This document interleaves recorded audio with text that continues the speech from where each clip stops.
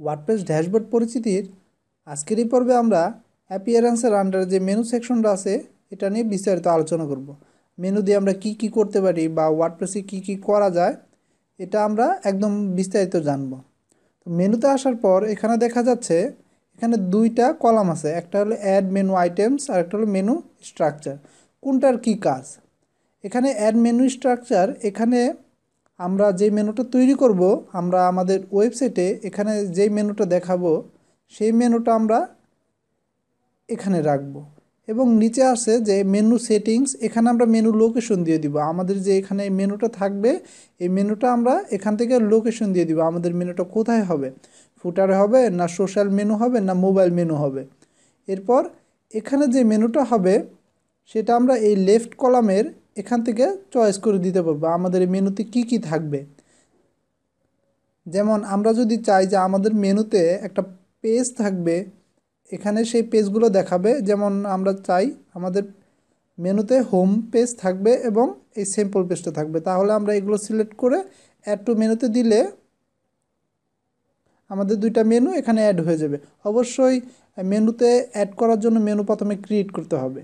এখান থেকে create new মেনুতে ক্লিক করলে নতুন একটা মেনু ক্রিয়েট হয়ে যাবে। তারপর আমরা এখান থেকে আমাদের যেটা ইচ্ছা আমরা সেই মেনুতে অ্যাড করতে পারবো। তারপর আমরা যদি চাই যে আমাদের মেনুতে একটা পোস্ট থাকবে, তখন আমরা কিন্তু এখান থেকে এই পোস্ট সেকশনে এসে আমরা খুব সহজেই এখান থেকে হ্যালো ওয়ার্ল্ড বা আপনার যে পোস্টটা দরকার সেটা কিন্তু আমরা এখান থেকে অ্যাড টু মেনুতে ক্লিক করে আমরা কিন্তু খুব সহজে মেনুতে অ্যাড করতে পারবো।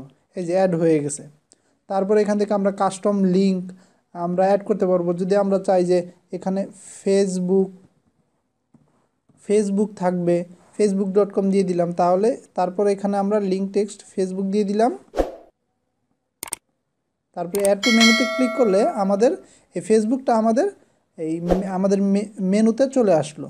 তারপর আমরা যদি চাই যে ক্যাটাগরি অ্যাড করতে, আমরা ক্যাটাগরি অ্যাড করতে পারবো। তারপর ট্যাগ যদি চাই ট্যাগও অ্যাড করতে পারবো। এগুলো হলো ট্যাক্সোনমি। আমি প্রথম পর্বে ওয়ার্ডপ্রেস ড্যাশবোর্ড পরিচিতি প্রথম পর্বে এগুলো নিয়ে বিস্তারিত আলোচনা করেছিলাম।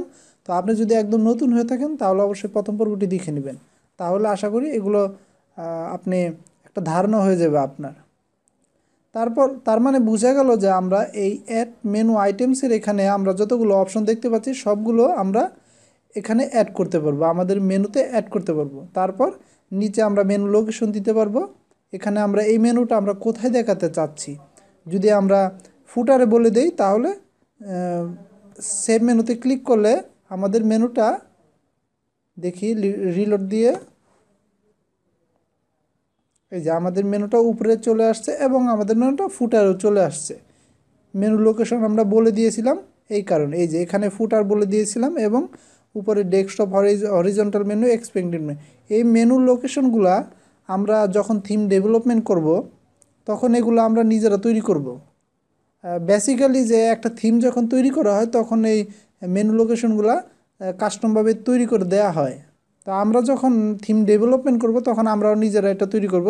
বেসিক্যালি যারা কাস্টমাইজেশনে কাজ করে তারা কিন্তু এই মেনুর লোকেশন নিয়ে তারা ডেভেলপ কিছু করে না, তারা শুধু এটা ব্যবহার করে যারা কাস্টমাইজেশনের কাজ করে। আর যারা ডেভেলপমেন্টের কাজ করে তারা এই মেনুগুলো নিয়ে কাজ করে। তারপর এখানে যে অপশনগুলো আছে, যে অ্যাড মেনু আইটেমসের এখানে যে অপশনগুলো আছে পেজেস, তারপরে পোস্ট, ক্যাটাগরি, ট্যাগ, এগুলো আমরা ইনেবল ডিজেবল করতে পারবো। কোথা থেকে? আমাদের উপরে যে স্ক্রিন অপশন আছে এখান থেকে। এই স্ক্রিন অপশনটা প্রতিটা সেকশনে থাকে, কমেন্টে চলে গেলেও আপনি পাবেন।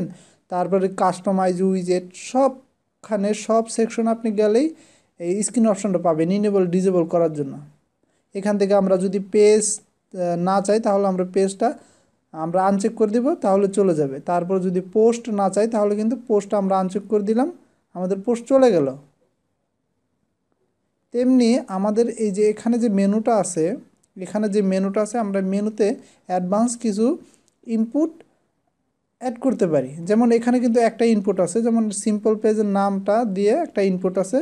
আমরা যদি চাই এখানে কিছু ইনপুট অ্যাড করতে, যেমন এই যে এখানে যদি আমরা চাই যে সিএসএস ক্লাস একটা অ্যাড করবো আমরা ডিজাইন করার জন্য, তাহলে আমরা অ্যাড করতে পারি। তারপর ডেসক্রিপশনে অ্যাড করতে পারি এখান থেকে। এই যে আমাদের কিন্তু অ্যাড হয়ে গেছে।